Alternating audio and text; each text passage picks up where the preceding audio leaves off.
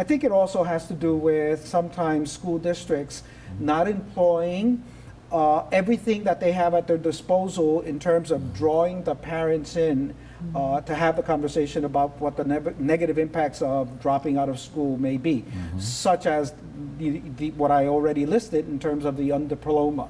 I think that it's a variety of reasons, but I'm also encouraged by school districts that have programs that try to recapture those students who decide to drop out.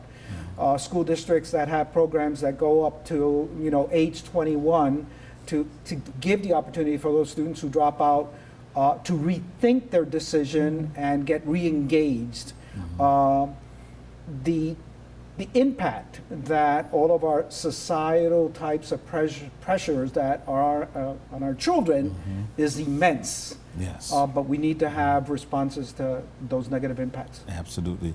I just wondered, the Latino Center there is Latino Hispanic American Community Center is located there at 1319 Deary Street in Harrisburg. So how has the church community and the business community embraced, the center?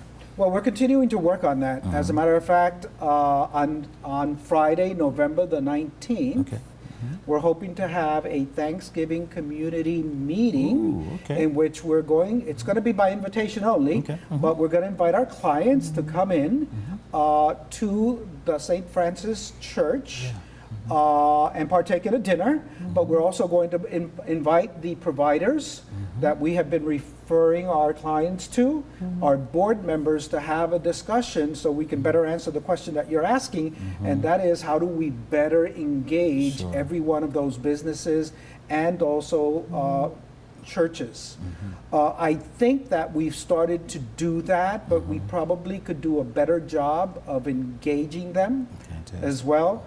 I can tell you that one of our strongest partnerships has been with Father Kevin and Father Leon from St. Francis, and also Father or Reverend Roque Santiago from the Bilingual Christian Community Church. I have a significant number of people coming into our office saying, we belong to this church. But another strong partnership that we have developed is with the NAACP.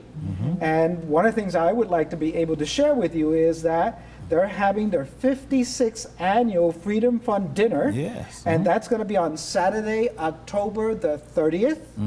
It starts with a reception at 5:30. And we have tickets to sell at the center at $65 a ticket. So anyone interested in purchasing the ticket may do so by dropping by the office. The theme for this year is Our Children, Our Future. And I think that that goes right along with the questions that you're asking. Absolutely. Right along with the testimony I'll be making in Reading, Pennsylvania tomorrow.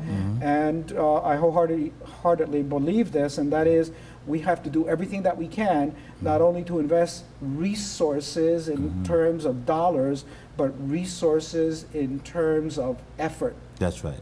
Amen. Speaking of which, I just want to mention this as well to the community that's viewing this program, that at the Camp Curtin YMCA, located at 6 and Woodbine Street, every Wednesday evening we have a free program called Readers Are Leaders. And it is a leadership program designed for all students, regardless of the age, to come in. We're talking about reading for purpose and reading for pleasure as well, but especially for purpose, because we know that reading is the key to ultimate success in this country. So it's called Readers Are Leaders, Camp Curtin YMCA, every Wednesday evening from 6:30 to 8. And I'll be there to work with you and your family along with some other people. Please come out. Please join us. But anyhow. But talking about the partnership, and you had shared that correct me if I'm wrong, Carlos, but I believe that you are sitting on the board of the NAACP as well. That's correct. Okay, beautiful. and also we're going to reciprocate and have someone there that's part of our board. We're hoping that that's going to be a possibility. Yes. Possibility. Yes. Because again, as Carlos has just shared, we do believe these partnerships are critical and really engaging the entire community and having everybody feel as though they have an active voice. That's right. Yeah, and I wanted to share with you that just this past Thursday, I had the opportunity of becoming a member of the NAACP, and I can tell you that Mr. Lawson, who is the president, and his board, executive board, have a really strong interest in making strong relationships and ties with the Latino community. So much so that they've invited me to also be the keynote speaker for the banquet. Okay. Let's put to rest once and for all, you know, people say Latino community, there's a lot of infighting, you know, that kind of stuff, because you're coming from Cuba, from South America, from different, there's no infight. It's just growing pains. Is that correct? I believe that you're right, but one of the things that I also find rather fascinating, having had the opportunity of working at the center for the last 11 weeks, is that the different Latinos will identify themselves from their different countries. Okay. And so one of the things that we're trying to do is show that we understand that Latinos come from many, many different countries, as many as 21 different countries.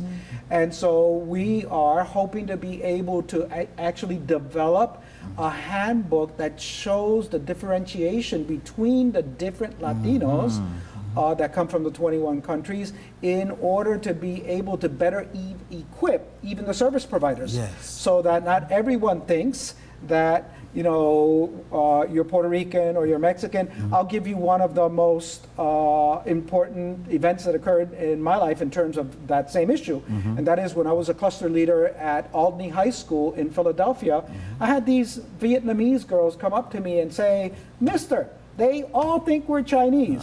So they actually put together a book called We're Not All Chinese. And so, you know, Latinos are composed, as you pointed out, from many different groups. I can tell you that Latinos also are genuine about supporting each other. That's fantastic. You know, Soledad O'Brien on CNN had a wonderful special, Blacks in America, then she did Latino in America. So if you were to just capsulize, what does it mean to be Latino, Hispanic in Harrisburg? What does it mean to be Latino, Hispanic in Harrisburg? First of all, you need to know that I'm always a half full glass person. Yes. And so I see that, whether it's in Harrisburg or in the state of Pennsylvania, I see it as a wonderful opportunity to grow and be able to capitalize on what the American dream has to offer, even in these very difficult economic times. Fantastic. You know, I see us as getting involved not only in social issues, educational issues, but also in political issues. And as the center espouses, because it's part of our mission, I see Latinos empowering themselves to be able to address the issues that are most important to them. Okay, Fantastic. wonderful. Well, I know we're quickly running out of time, so let me quickly say that the Latino Hispanic American Community Center is located at 1319 Deary Street. The telephone number is 232-8300. And our executive director today and our special guest is Carlos Lopez. We're happy to see you walk through those doors and supporting. Any last words? We have about 30 seconds. I just want to thank you, and I want to thank the board of directors and everyone who has supported the center. We ask that you do everything that you can to come and visit, see firsthand what it is that we do, and give us your suggestions to even become a stronger organization so that we can move towards providing opportunities for everyone in the Harrisburg area. Thank you so much. I want to thank Carlos Lopez, and I want to thank you for watching this program. Whatever you do, support the center, because it's all about us. We'll see you next time on Life Esteem. Goodbye.